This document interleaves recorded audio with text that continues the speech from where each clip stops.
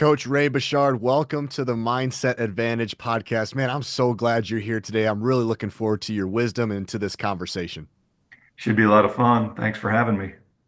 I want to first start with a place that doesn't get started very often with you, and it's how you became a volleyball coach. This is an incredible story for the listeners that aren't familiar with you yet. 27 years at the University of Kansas, plenty of years before that. You know a thing or two about coaching. We're going to get to some of those lessons.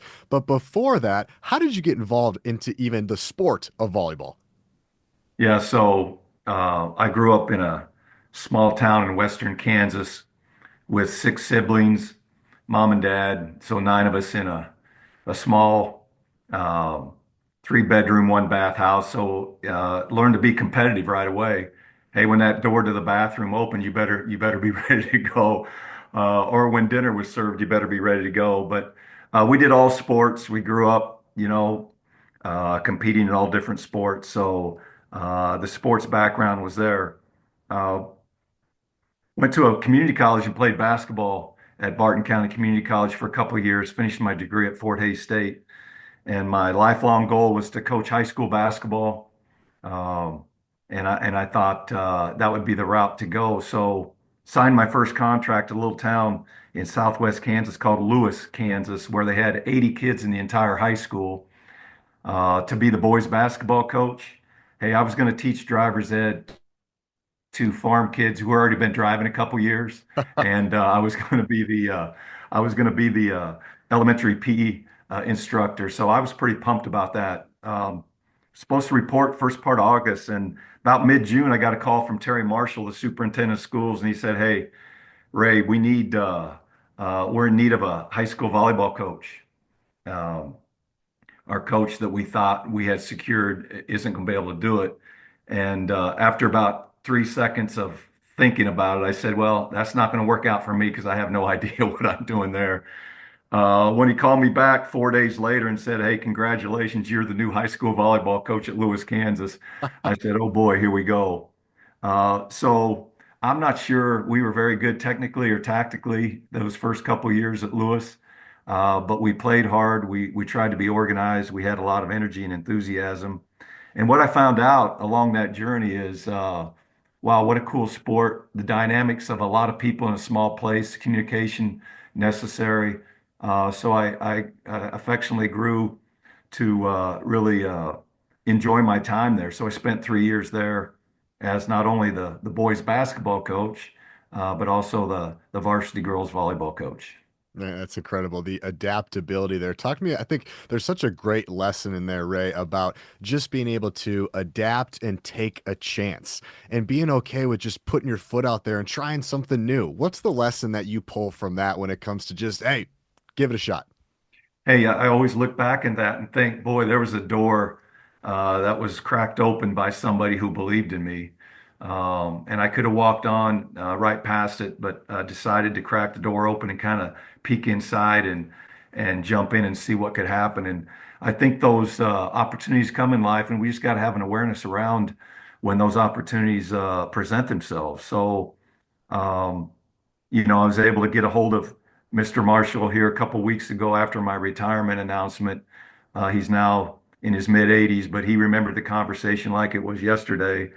And maybe he takes credit for a little bit of what's happened along the way, as well he should. He believed in me and thought that I could add value to that program. So I think there's lessons to be learned in that. Hey, there might be a door that's cracked open. You might take a look and see what's in it for you because it could lead to some pretty significant things. And this whole series, coach, is all about coaching beyond the scoreboard. And when I'm thinking about you getting into a sport that you don't know much about, we're focusing a lot on the things that are beyond the scoreboard. What were some of the lessons or what was some of the teaching like early when you were trying to figure out the sport? But what you did know is you knew what it looked like to coach beyond the scoreboard. How did that kind of show itself up when you were coaching volleyball in those early days? Yeah, I think the most important thing is that I showed up consistently each and every day. Um, I brought some pretty good energy, some pretty good enthusiasm, and I expected that from my team as well. So there was that consistent, I guess you can say we begin to set some standards about how we wanted to approach each and every day, regardless, once again, of the technical, tactical knowledge. We knew we were going to show up each and every day and support each other. We talked about, and we'll talk about that in a little bit. Hey, are we contributing a little bit more to this than we're consuming? Are we valuing our opportunity as a teammate and as a member of this team? And then I relied on some people who mentored me well. I had an older brother who coached the sport. I connected with some folks who became lifelong mentors for me, and basically developed what I would consider kind of a professional board of directors around not only sport, but as I advanced through my career, people that I could rely on um, to get the type of information, the type of support that you need to be successful in this business. So let's continue to kind of walk through your coaching career here before we get to the lessons. What happened after Lewis High School? Walk me through and the listeners kind of where did you go from here? Yeah, so 3 years at Lewis High School, I got an opportunity to go back to Barton County Community College, where I spent 2 great years. Also met my wife at Barton County Community College. So the opportunity was to go there and to be assistant women's basketball coach at the community college. So I jumped on that opportunity, did that for 2 years. Um, we had a lot of success during that time. And then here we go again. The volleyball job opens at Barton County Community College, and the president at the time, Dr. Jimmy Downey, and the athletic director, Jerry Mullen, thought, "Hey, Bechard, we think you can do this. Would you be interested in being our head volleyball coach and still assisting in women's basketball?" So this And at happened the time, twice, coach. huh? This happened twice. This happened twice. Uh, Now I felt like I was more equipped to coach the sport, but still the nuances of recruiting and all those things. So there was still a learning curve there. But once again, jumped in with both feet. Did both sports for 5 years. And it came time to make a decision based on young kids and schedules and things like that. And the basketball itch kind of went away, and the volleyball opportunity kind of took over. So the career took off after that. And at Barton County, obviously, we had some great teams. We had some sustained success there. And this is all you got to understand that the Bechard boys all grew up, the Bechard family all grew up big Jayhawk fans in Western Kansas. And being a rural situation out there, we were in the minority. There was a lot of purple around us out there, but we hung in there. So the lifelong dream was at that point is could I ever be the head volleyball coach at University of Kansas? So after 13 years as the head coach at Barton County Community College, after turning down some pretty significant jobs, um, I got the call after a great interview process. And here we are 27 years later, living out a dream in Lawrence, Kansas. Um, Both of our kids, Pam and I have been married now 44 years, going on 44, getting close to 44. And both our kids graduated from University of Kansas. We're student athletes there. And though we've recently retired, we will reside in this community, and our love for the university and athletic department still as strong as it's ever been. It seems like no matter what you did, where you went, you couldn't get away from the sport of volleyball. What you call that a God thing, a universe thing. You were meant to be a volleyball coach, and at the college level. So 27 years at KU, 13 years at Barton, so 40 years at the college level. There's a ton of wisdom in there, and so I kind of pulled on your leg and said, "Man, I need to get some wisdom. What have you learned in the past 40 years? How can we help my coaches out that are maybe just getting into the coaching realm?" And so you were kind enough to give me kind of your top 10 lessons that you've learned in the last 40 years. And your first one is perhaps your biggest one. And so I want to take some time and talk about this one, Coach. You say that contribute more than you consume. Again, contribute more than you consume. Why is that so important to you, Coach? Yeah, the CMTYC has become a staple of most everything we've tried to do with the teams we've coached, with the organizations we've been a part of.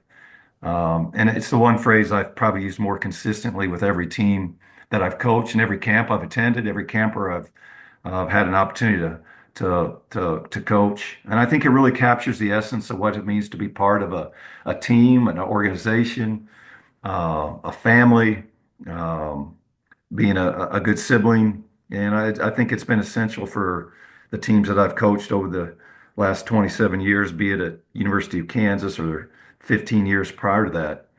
But like I was talking about, DJ, I think it's essential for any dynamic where there's more than two people involved, individuals that are working together towards common goals. And wouldn't it be great if all of humanity kind of uh, thought about, hey, what can I contribute to this activity more so than what do I get out of it? So whether you're in a business, you're in your athletic department, whether you're in a marriage, you're a sibling, you're part of a family, I think if you can surround yourselves with individuals who are much more willing to add value to whatever it is you're doing than to deplete the inventory, I think your chances to maintain or maximize your opportunities greatly increase. So, and I think uh, it's important that people in leadership positions, maybe like your captains or returning players or coaches or people in leadership uh, positions demonstrate the CMTYC. I think that's as important as anything. And I think then it becomes part of who you are, part of your culture, part of your organization. We've had returners who have mentored newcomers that play the same position as they do. And I think that's one of the highest forms of, hey, even though you might be a threat to my playing time, I'm going to give you what I got. I'm going to contribute to you and try to make this transition for you as smooth as possible. So there's all kinds of examples of that. There's all kinds of examples within the athletic department. We had a wellness team that we worked with. We had administrative assistants that were there to help. You look at our tutors, you look at our training room, you look at our equipment room, our managers, all those people are servant nature and interested in adding value to the activity that they're involved with. I love that. Contribute more than you consume. What I see there is the contribute is the we, the consume is more of the me. Coach, how do you create an environment where that is the norm? What kind of, it starts from the top, being able to model that behavior that you're contributing more than you consume. But how do you go about intentionally creating an environment where the team is all in on me, we over me? Yeah, it's a daily struggle. It's something I think you have to pay attention to each and every day.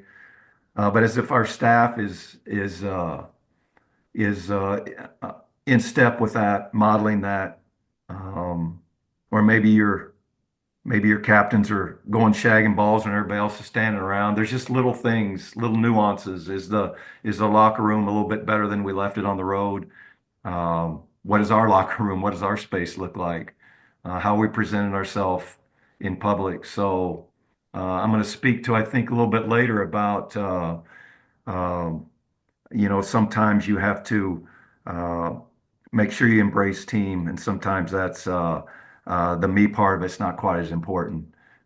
So it is something we talk about each and every day, and it's actually one of our core values, how we can show grace and the attitude of gratitude we show daily. When I think of that word consume, it's a powerful word. Sometimes we can get consumed with the outcome. We can get consumed with statistics. We can get consumed by social media. There's a lot of things that really can consume us as coaches and as athletes. What were some of the things looking back on your career, coach, whether it was you personally or the athletes you were working with, that you had to help them not be so consumed or help yourself not be so consumed over blank? Which one do you think was the hardest, or maybe that unlock for you that you really had to get them to detach from being consumed by this? Yeah, so I think at this level, and even at Barton County, you recruit the best of the best, right? And we've got kids who are coming to the program used to being playing time being pretty substantial, um, honors and awards and the spotlight, and then suddenly you come to a place where you walk into a gym and there's 15 student athletes who are as talented as you are, and then suddenly the opportunity. Can you keep that identity, that competitive identity, when everything around you suddenly becomes a little bit more competitive? So for me, it's been, hey, you're still the person we recruited. We recruited you for a reason. There's a competitor in there. There's a teammate in there. There's a team member in there that we really liked. So don't lose those qualities. Don't lose yourself in the fact that the gym's going to be a lot more competitive. There's going to be people as talented or maybe more talented than you, competing you for a position, but don't lose who you are in that moment in that transition. And if you can hold on to that over a period of time, good things will happen. So it's almost like don't be consumed by the rest of the talent in the room. We recruited you for a reason. So don't be consumed by everybody's better than me, or maybe I'm not supposed to be here. Instead, focusing on contributing to the team rather than being consumed by how good everybody else is at a Division 1 program. We could probably spend 60 minutes talking about that one. Let's go to the second one. The second lesson from coach is winning and losing can be equal imposters. This is interesting to me. Winning and losing can be equal imposters. Can you talk to that? Yeah, I think it took a while for me to kind of get into this concept. Anytime they keep score, uh, there's going to be a real interest in who the winner is and who the loser is. But the example I'll give, we'll play a 2.5 hour volleyball match, and maybe we'll play 5 sets, and there'll be ebb and flow to the match. And maybe it'll come down to a 13 all in the fifth set. And the fifth set, it's the first team to 15 win by two, correct? So maybe you get a break or two in that fifth set, maybe you don't. So let's say maybe you do win that fifth set, 15-13. We go into the locker room, everybody's joyous, everybody's happy, everybody's excited about the result. On the other side of that, maybe it doesn't work out for us. And then there's this distinct difference in how the team, for the most part, would probably react when in fact, 98% of what happened prior to those last 2 points is not going to change. Correct? So I think it's obviously natural to react to the outcome, but we should really and we should acknowledge the outcome. And I talk a little bit about joy delayed is joy forever lost. And if we don't have joy in that moment from an outcome that we worked really hard for, then it's going to be hard to recreate that. But I think of equal importance, if not more important, are we celebrating the behaviors that were demonstrated during that competition? And those more specifically, are we celebrating behaviors which align with our core values, the grit, the resilience, the humility, which if noted, celebrated, and recognized, will get us closer to what we want to be the next time we go out there and compete. So I think a lot of times, um, as coaches, we need to be careful that we're consistent in our demand and expectation level, regardless of what happened the day before, the night before. There's times I think we get enamored with winning and maybe lose sight of what's important the next day. And I think there's times we overreact from what we might consider a disappointing loss, when in fact many of the behaviors that are important to us might have been relevant throughout that entire match. So, hey, during my time at Kansas, there's been times that we've just had more talent, we've won, but we haven't necessarily exhibited the behaviors that I was proud of. So I think it's important to note that. And hey, the last match of the year this year, we exhibited every behavior necessary to be successful, and we came up 2 points short. So yeah, is there disappointment in the locker room? Yeah, but there's also a level of we should be extremely proud of some of the behaviors that were present when that match was going on. So I think a consistent approach to both of those efforts is important. And I think transformational relationships, high level trust is developed when you value the team and the individual for who they are, not what they just did. Um, and I think that's important to build trust. And I think we've been able to do that over the years. So that shouldn't fluctuate or change. And it's not dependent on results and performance or winning and losing. So we've had a couple grad transfers come in, and I think um, experience another opportunity somewhere else and experience an opportunity here at Kansas. But just been interesting to watch their transformation and their story and what they related to and some of those things I just shared with you. And that can be really challenging, can it, coach? Because we're judged based off the wins and losses. We're either fired or hired based on those wins and losses. And this is kind of a common topic that gets talked about on this podcast for a reason. I want to double down on this, coach. How do you, knowing that you're being judged, written about in the papers, social media is going to basically light you up or bring you down based on the wins and losses, know that in the back of your mind? How do you detach from the outcome and the result so that you can focus on the behaviors in the process, even though you know you're going to be at the end of that firing stick if you're not producing what you need to produce? How do you detach? Million dollar question right there. It really is. It really is a challenge each and every day because 15, 20 years ago, maybe the word would get out now with social media and all the websites where people are experts in trying to uh, come up with what a good program looks like or what success looks like.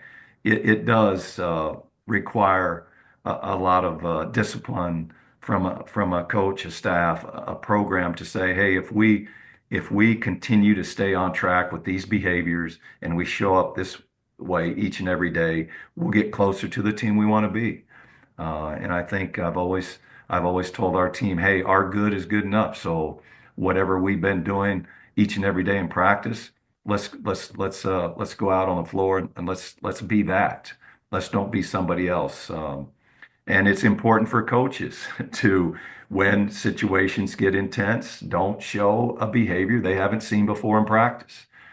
Because if suddenly they see somebody different on the bench, they're going to look at that as a probably as a negative emotion. So I try to be as consistent as I can be uh, from a practice situation where we try to be obviously competitive and create situations that are very competitive and intense to a match situation where suddenly now the band's playing, the crowd's excited, and the team is trying to do the best they can.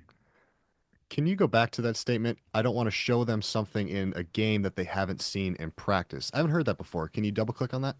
Yeah, so if they see a coach in a reaction in practice that is consistent, then they will view that as, hey, this is the norm. This is how things work. And then suddenly, if we get in a situation that gets a little bit tight, and I begin to show an emotion, probably a negative emotion that they haven't seen before, or an emotion that is what they would view as outside my character, then I think that's going to take away a level of concentration from them. That's going to take away a level of opportunity for them to really be the player they need to be in that moment.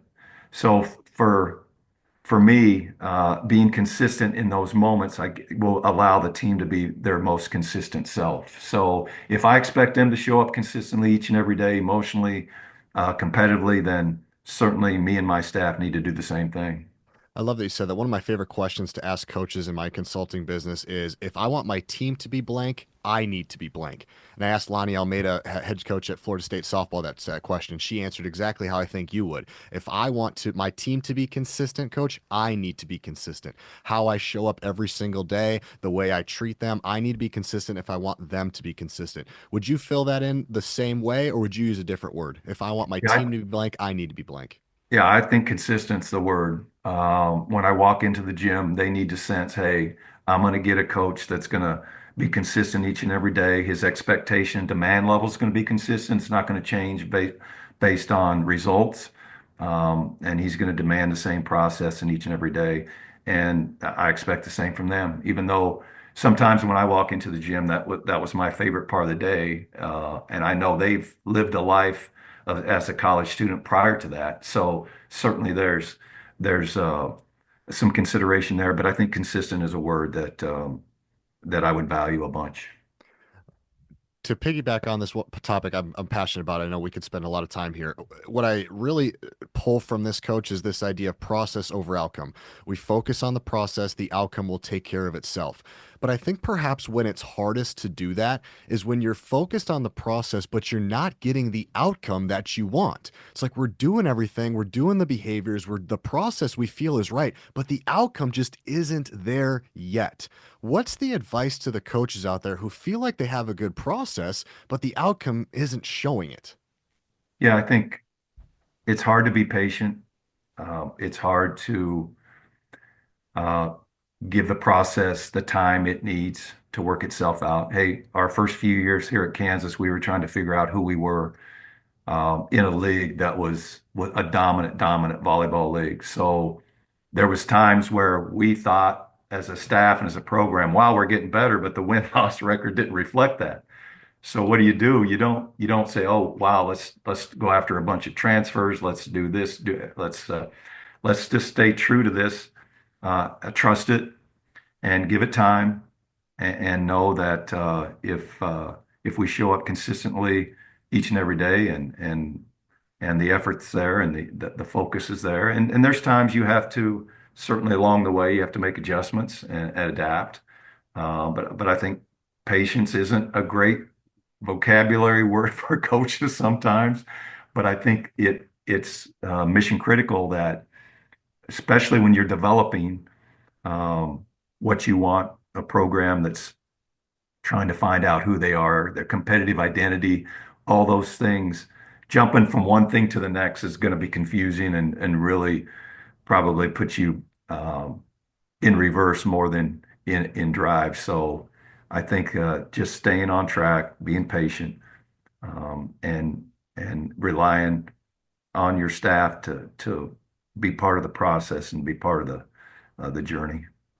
Let's go to number three here. Number three of the lessons is setting goals and standards are mission critical, but applied very differently. Again, setting goals and standards are mission critical, but they're applied very differently. Let's break this down. Yeah, so let's give a little volleyball lesson here. When we receive the serve, when the other team is serving, okay, our goal is to win 60% of those rallies, so 6 out of 10. Okay. We call this the 60-40 rule. When we're serving the ball, our goal to be a championship level team is to win 40% of those rallies. So you have a little better chance at our level when the other team's serving to win that rally. So let's say you're not winning 60% of those rallies. The goal is 60%. Well, then you need to look at, hey, what's my primary passing look like? Is my setting making good choices? What's my attackers doing? If you're not winning 40% of the opportunities when you serve, maybe your serving strategy is not quite right. Maybe defensively you need to make some adjustments. So when goals are performance based, and when you have an opportunity to set goals, more than 50% of the times, maybe you fall a bit short if you're setting your goals correctly. So you have a chance to evaluate, you have a chance to adjust, you have a chance to reattack. Over my time at KU, we've gone from a traditional scoring where you had to serve to score to now rally scoring. So there's a point in every point, in every serve. We've gone from offenses being semi-slow to very fast. We've gone from serving being, hey, let's get the ball in, to serving aggressive. So it's evolved. So you have to adjust to that. Standards are behavior based. It's how we act. It's how we behave. So they should be easily understood. There should be no gray. It should be black and white. They're actionable. Hey, if we're going to touch the line or we're going to be on time, those are things that are actionable. And failure to achieve a standard should carry a consequence. So failure to achieve a goal is very different. Hey, let's evaluate, let's adjust, let's reattack. Failure to achieve a standard should carry some type of consequence. Those are non-negotiable behaviors, and they have to be if your program is going to get to the point you want to be. So standards will reinforce our core values, and the two core values we relied on most in our program as of recent is grit and grace. So anytime we can show grit, anytime we can demonstrate grace, those standards, the standards reinforced, our standards reinforce those two core values. And then, your culture is born out of out of how your team reacts to standards and core values. So, it's important. I think the minute you walk by a standard or ignore a standard, that just became your new standard. So if you allow a team member to be 2 minutes late to a team meeting and you don't address it, hey, it's okay to walk in 2 minutes late. If as you're communicating with your team and not giving you good eye contact and that's acceptable, suddenly eye contact's not a standard that's obviously important in your program. If somebody comes up a couple feet short of a line when you're running back and forth and it's not um, realized or uh, then suddenly, hey, I can stop short of the line. So anytime you walk by a standard, ignore a standard, you just created a new one. And those are non-negotiable behaviors that will really set I think, your program back um, if you don't create standards that are proactive, right? Um, we shouldn't enter a practice or a team meeting or and a team activity without certain standards in place because you don't want to be reactive after the fact. So I think teams and organizations who have an established culture that that rely on standards to reinforce their core values seem to have um, an advantage. They seem to have an extra layer of strength, I think, of tradition, of resilience, of belief that makes them just that much harder to deal with. And I've been involved with teams that I know opponents felt that way about us, that there was that extra layer of resilience and strength because we're all on the same page, because we all believed in our core values, our standards, and it created quite a competitive culture. When was a time, coach, that it was really hard for you to keep the standard, and how did you overcome that? Yeah, I think um, your core of who you are could crumble when the team's experiencing a difficult stretch, right? From a win-loss perspective. Individually, that core could crumble a little bit when a player's not getting the role that they maybe wanted. So there might be some dissatisfaction there. So I think in those moments, um, are we being true to who we want to be? Are the standards going to be important? Um, can we find what it is, what the team worth is in those moments, and can the individuals demonstrate that? So I think it was difficult in the beginning when we were trying to build a program at University of Kansas everybody could be proud of. And there's been moments where there's ebb and flow to a 27-year career. And can we stay true to number one, we're going to contribute a little bit more than we consume each and every day. And then we're going to have good eye contact. We're going to be on time. We're going to show resilience, championship level work ethic every day, and we're going to show an attitude of gratitude. And that's a good place to start, regardless of the outcome of that match.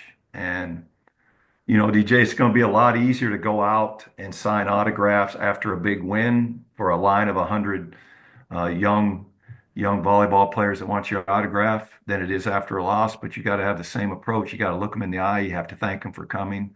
You have to know their name and you have to learn a little bit about them and appreciate the fact that they're here supporting you, regardless of how that outcome was.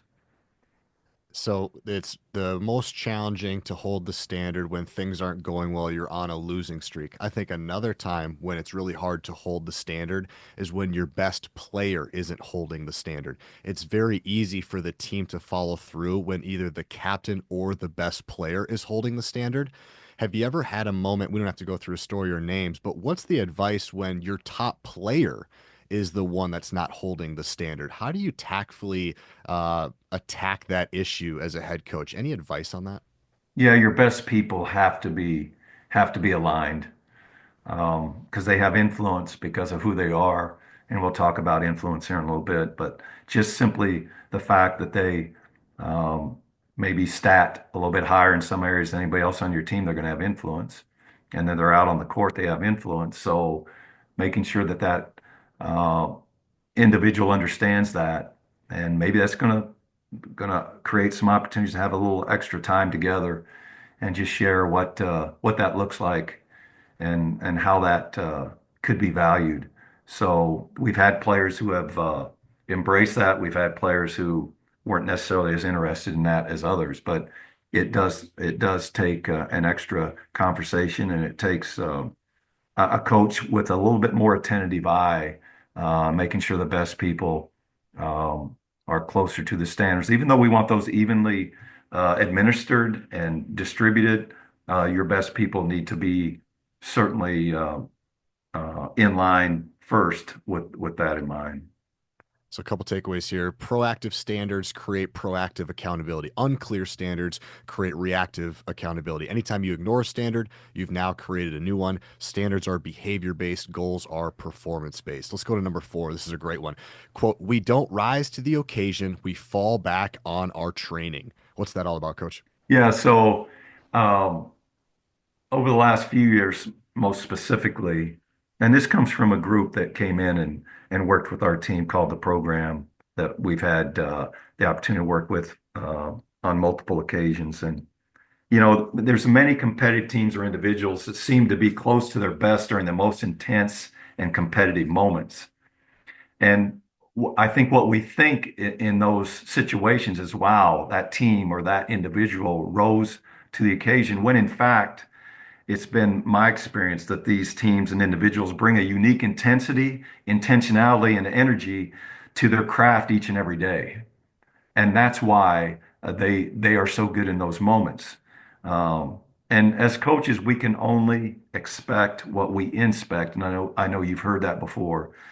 But there was a team that I had out of Barton County Community College, and we had 12 or 13 really good players in the gym.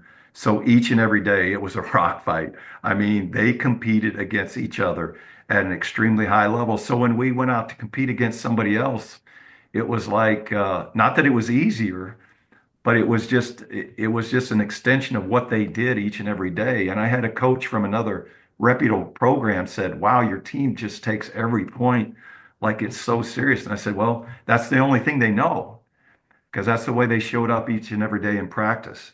Um, so I think they're only going to perform within the belief or within the range of their belief system. So it's our responsibility, coaches, to try to create that. But we try to create a daily environment when we're training that puts our team in pressure situations where they have an opportunity to succeed and fail. Um, and we're trying to stretch them and validate them in those moments and in those pressure moments. So if we're hitting our goal in every drill, we're not setting those drills up properly. So the opportunity to fail and respond to that, I think, is equally as important. So once again, the message to my team is, hey, let's go do what we do. So if we prepare them properly, we don't really have to rise to that occasion. We just have to show up like we've been showing up each and every day. I love it. Let's go to number 5, leadership versus influence. What's the difference between leadership and influence? Yeah, so I think leadership, in my opinion, is the ability to transfer belief. So belief from one individual to another. But leadership in many ways is influence as well. However, not all with influence are great leaders or good leaders. And we've had a lot of examples of that in teams that I've coached. So if you have somebody with influence on your team, I think that demands some attention, uh, the opportunity to get together and create some communication around that. History shows us that there's been people who have had unbelievable influence, but not used it in great ways. World War II, you look at Adolf Hitler versus Winston Churchill or Dwight Eisenhower. Theirs were leaders with had a lot of influence, but man, they used it uh, in very, very different ways. So we need to have an awareness around who has influence on our team, how they're using it, and how can it be managed or improved. Leaders hold a position of power and of authority, but those who lead inspire us. So I think um, we can note that difference as well. And we've been inspired by athletes that we've coached and how they've led. I've had student athletes who inspire me each and every day, how they showed up And then I've had those who have inspired me. My high school basketball coach, my JUCO basketball coach. I was never much in the classroom till I started my master's degree, and I had a guy that really got me inspired about learning in college, my master's degree. So there's all those people that we can look to that way. But I think if we can transfer our belief to our clients, um, that's the highest form of leadership. Um, the people that we come into contact with won't outperform their own belief systems. So our ability to instill belief in them and to create the belief system that they can really believe in and hopefully perform at the high end of, I think, mission critical. And I think, the most importantly, DJ, I think for us, the decisions we make as leaders should be what's in the best interest of the team. And it's sometimes it's difficult to um, when you have individuals I know that need uh, certain decisions or certain attention. It comes down to, as a leader of this program, what's in the best interest of this group. Coach, how can coaches out there avoid the mistake of naming a captain from somebody that has influence versus somebody that's a leader? How can they avoid that trap? Because I think sometimes what happens is we see somebody who has influence on a team, maybe it's a high school team, and they get the captain role because they have influence, where there might be somebody better out there who is inspiring more of a leader. How does the coach avoid the trap of naming a captain somebody that just purely has influence? Yeah, I think it becomes uh, uh, the personality comes forward and it becomes a popularity contest if you go that route sometimes. So if you say, hey, team, why don't you guys name the captain? Um, I think that can be part of the process, but I think it needs to go much deeper than that. Certainly, coaches need to be involved. I think there needs to be alignment with the coaches' standards and the program standards, and to that individual's willingness to be a part of that process as well. So I think the people with influence within that program need to be included somehow in the conversation. But do you really want this individual leading your team and having the influence over others? And there's been times, it hasn't happened very often, but there's been a couple instances in my time at Kansas that, we had a member of the team that we thought the influence was too great. And maybe it wasn't the best thing for the overall picture of the program and for incoming players of the program to be subjected to that. So maybe going somewhere else and competing maybe was the best thing. It hasn't happened often, and it was very difficult when it did. But I think that's another example of putting program first over the individual. Let's go to the next one here. Competitive humility is ultra important. Coach, what is competitive humility? I think that's the ability to put the needs and feelings of your teammates ahead of your own. Um, and we talked a little bit about, can you abandon self and embrace team? And as a teammate, can you be responsible beyond your own feelings? I know that's a lot right there, but I think as a program and as a team, you're getting to a pretty special place if those things are happening. Um, and teams and individuals who compete with humility spend more energy engaging their teammates and supporting their teammates than maybe spending negative energy on the team or their opponent they're playing against. And this was a relatively new concept to me a few years ago when I thought we had some teams who maybe could have showed a little more respect, showed a little bit more grace, competed with a little bit more humility.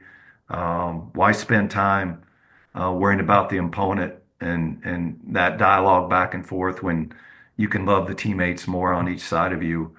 And I think you can take that humility from the gym and take it on the road as you travel. And I think it's a critical component of a championship team who exhibit that type of character.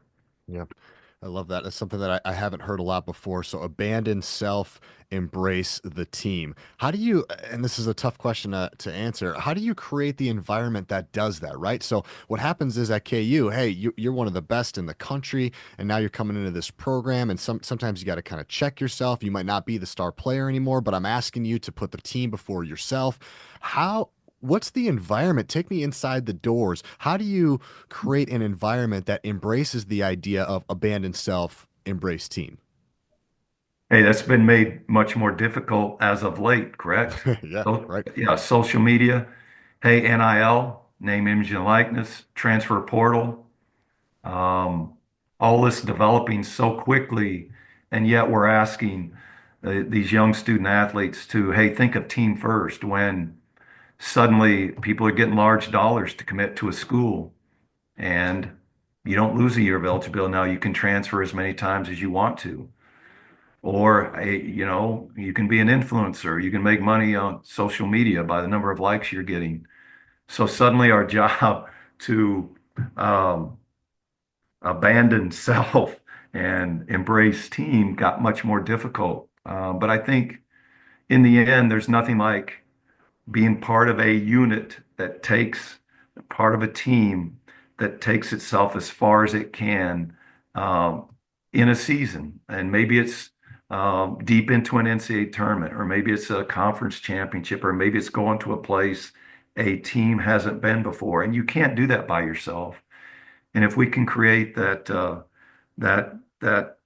energy and that conversation around what team feels like and where you can go with this group of young people. Hopefully, we can connect that way. Coach Self talks about his 2008 national championship team. The leading scorer on that team averaged 12 or 13 points per game, and you would think, wow, that's not going to get you drafted, or that's not going to get you anywhere. Well, it was a national championship team, and a ton of those guys went on and played in the NBA or somewhere else. But there was enough uh, there was a piece of the pie for everybody if you look at it that way. So it's a difficult time in college athletics, and the landscape has changed dramatically.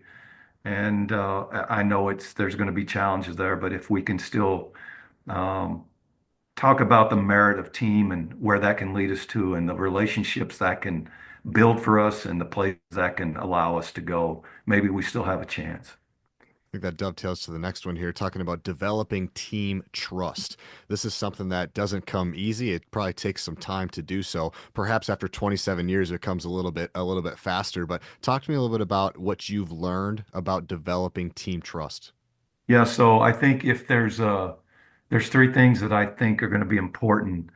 Um, Most important, can you demonstrate that you care? Do you have credibility? And are you reliable? And when you demonstrate you care, we've all heard they don't care how much you know till they know how much you care. But are you an empathetic listener? Are you listening with intent? They want to be uniquely seen. This generation wants to be uniquely seen. They want to be What does unique. that mean, Coach? What does that mean, uniquely They seen? they want you to know their story, Mm. and their story is important to them. They want it to be important to you, and they want it to be uniquely seen. And not that it has to be in the forefront, but they want an awareness around who they are and what's important to them. So I think if you listen with intent, without judgment, and you listen to understand when you're in a conversation. I think that's going to be important to them. I think there's times as a leader you can lead by wondering too. Before practice starts, we have this warm-up phase where I can go around and I could touch base with most every team member. Hey, how's your day going? Hey, let's get better today. Let's engage. Let's be good. And then when the practice is over during a cool down stretch, there might be a student athlete, a player who needs just a little something, a little communication. So I think you can wander around. I know we can go up and down our hallways at work. I know when our athletics director comes up and down the hallway, that gives all the coaches a little bit of a boost of energy or enthusiasm. So you can lead and develop trust by wondering too. And then rounding, you ask questions to build connections. How's the family? Tell me about your classes. How's the living situation? Because once again, this generation wants to be uniquely seen. So I think if you demonstrate all those things, hey, you're going to listen, you're going to you're going to be involved in their day to day. You're going to ask questions to build connection. I think they'll begin to think and really believe that you care. Number two, I think you have to be credible. You need to know your stuff. Is your learning velocity greater than the rate of change? And in our world, the rate of change in our sport has been pretty dramatic over the last few years. So you got to adapt, or you're going to become irrelevant in our sport. And you have to stay curious over being content. Curious over being content, I think, is extremely important as well. So an active learner in this profession is extremely important. And then you need to be reliable. We've already talked about, are you showing up consistently each and every day, presenting a consistent version of yourself? Are you treating your clients fairly?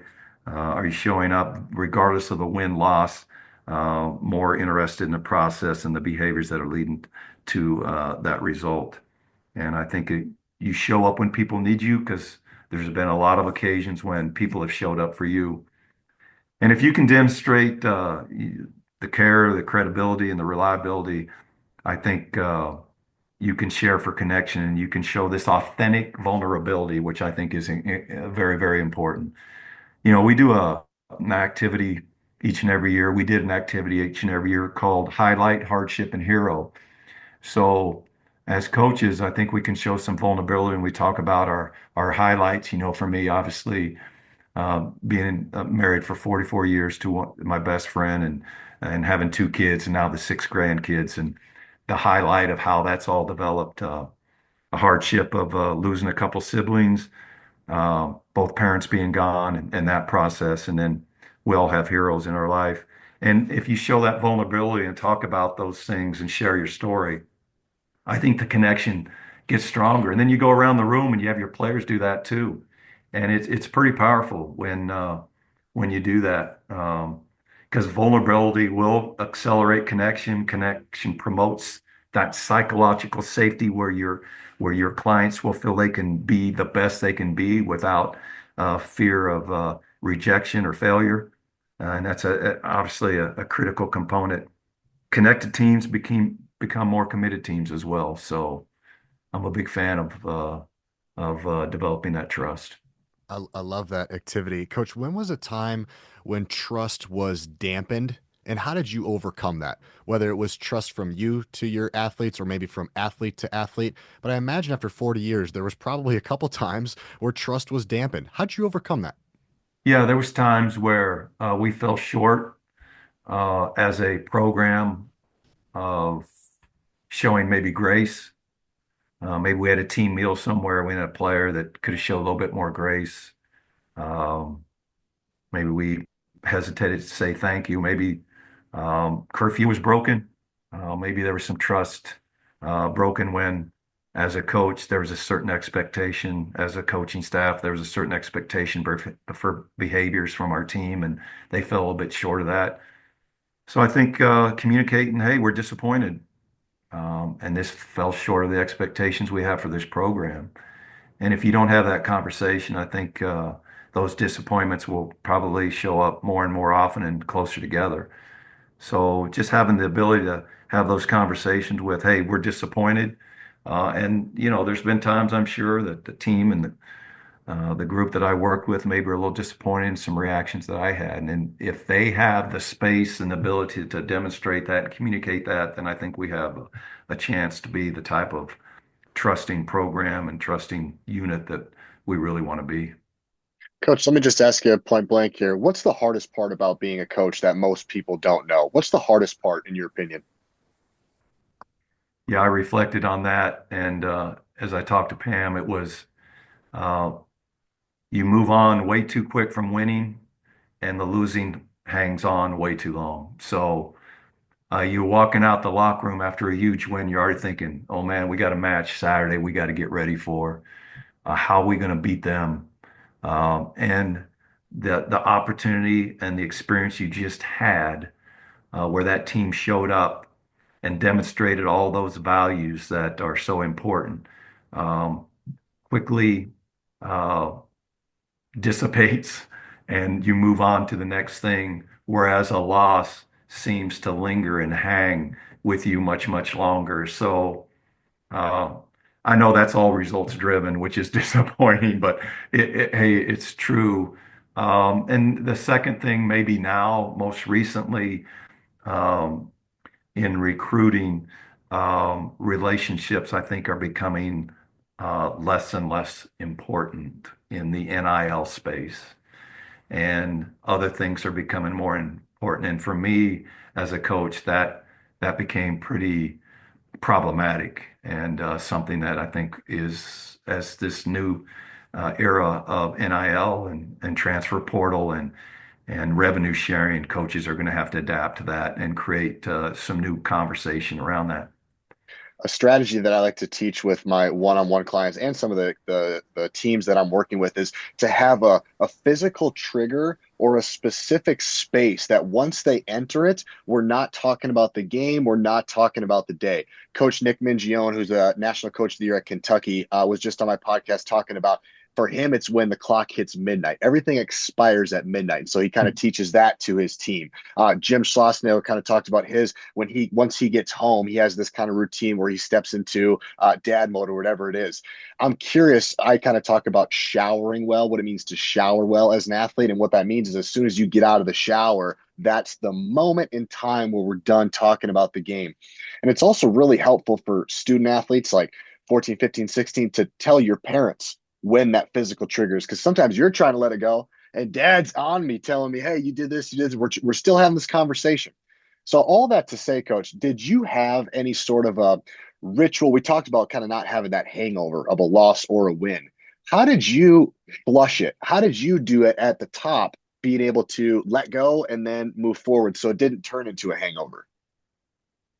Not sure I was great at that, but the minute I walked into the gym the next day, hey, here we go. All right. Um, we can learn from whatever happened the night before, the day before, but now here's where we're at. Here's where we're going. So we're moving on. And in some days, it was easier to move on because you just had a great experience the night before. In other moments, there was a difficult night before, but we had to be consistent in that, hey, we're moving on. Here's some areas that maybe we fell a little bit short of. And here's some areas we did well. Let's address it. Let's go. Let's get after it. Um, so I think for me, that probably was as good as anything to get back in the gym, knowing, hey, we had a chance to get better and create an opportunity for this group individually to make some individual gains and this program to continue to move forward. And it's easy to do that after a win. Sometimes it's hard to do it after a loss, and you know, vice versa too. Sometimes it's really difficult to be able to let that thing go. But in order for the team to do it, you have to be able to do it first. And there's no doubt. And if the staff walks in, um, head down, body posture's poor, energy's low. What do we expect from the team? So, hey, the minute we walk through those doors, we're ready to go. We're excited about our opportunity for this moment. We're going to get better, and we're going to create opportunity to maybe have a different result because our process is going to be what it needs to be. You've been coaching at the college level for 40 years, high school before that. I'm sure there were some times maybe throughout your career in the off season where it was like, I don't know if I have another year left in me. I don't know if I want to keep doing this. I'm not sure. I just from talking to the coaches that I work with, they put in a year and it is a long year, especially winter sport. They go really long. After the year, they're gassed and some of the things they're thinking of like, do I want to do this again? I ask you this question for the coaches out there. How did you know it was time to walk away? And what are some signs and symptoms for coaches out there listening that they should pay attention to know that it's probably time to walk away versus you're just tired, it's the end of the year. Yeah, I think everybody's story is probably unique. Um, we we had been in this business for 45 years. I say we because my wife was right next to me the entire time. And the life of a spouse can be difficult, the spouse of a coach.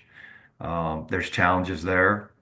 And I think as I talk to other coaches, uh, they mentioned quality time left, QTL, right? So, how do we want to spend the quality time we have left? The fact that I spent 45 years in this industry, and now I'm at an age where um, certainly there's a lot of things I want to do. I want to be healthy when I do those things. And I've got two children and six grandkids and a spouse that all want to do things. So that was important. And then the changing landscape for me, I mentioned the fact when recruiting, it seemed like the personal relationship became less of a factor when you're recruiting somebody. And for me, that was troublesome. Um, and I'm all for the NIL and the revenue share. I know it's going to work itself out, but I'm not sure that was for me. Um, and then Kansas volleyball. We're at a point right now where our program's in a great place, and it's seldom that a coach gets to coach at a place for 27 years and then walk away in his or her terms. Um, there's uh, there's opportunity for it to go a different way. And I thought my health's pretty good. My wife and I, there's a lot of things we want to do. We want to be heavily involved which we have with our kids and grandkids. And the program's in a great, great place. And we've got an athletics director who will make a great hire and will continue to do great things here. So I think all of those things put together, plus you get tired after 27 years and 40 some years overall. And if I can't do it at the level that I'm used to doing it at, then I shouldn't do it. And that part of it, DJ, maybe crept into my mind. Am I still doing it at the level that I should be doing it at? If the new coach came to you and asked you for advice, what would the piece of advice you would be to the new coach at KU? What would you say? Well, we've got a great new coach at KU who's going to do great things, and we've had some conversations, and he's going to be different. Just be you. He's obviously had success at the place he's been by being the coach that he is, and creating the opportunity for the student athletes in the way that he does it. So, and I just know that he's at a great place, a place that I love, obviously, and have poured my heart and soul into. So I know he'll get great support here. The Jayhawk faithful will support him at a high level, and he's going to love the university, the athletic program, the community. Coach, this has been a lot of fun. I'm going to put you on the spot for this final one here. Coaching for 40 plus years has taught me blank. Wow. It has taught me um, to value relationships. I've made some really good friends, mentors, people that have mentored me, people that have taken time to take a little bit of ownership in my journey in my career, and it's taken me to places that we would never been able to go, and meet people you would have never met before. So it's a unique profession in that you get to meet some very special people and go to some special places and develop special relationships, and your family gets to be a part of that and come along with you on the journey. So that makes it uh, uniquely special. Coach, this is a lot of fun. Thank you for your time. Thank you for your wisdom. Thank you for your hard work and everything that you've given to this program and every place that you've been to. You can tell that you're genuine. You care about the people that are around you, and you're just a real treat. So thank you so much for everything that you do. Thank you for your time. Appreciate the conversation. Thanks for having me.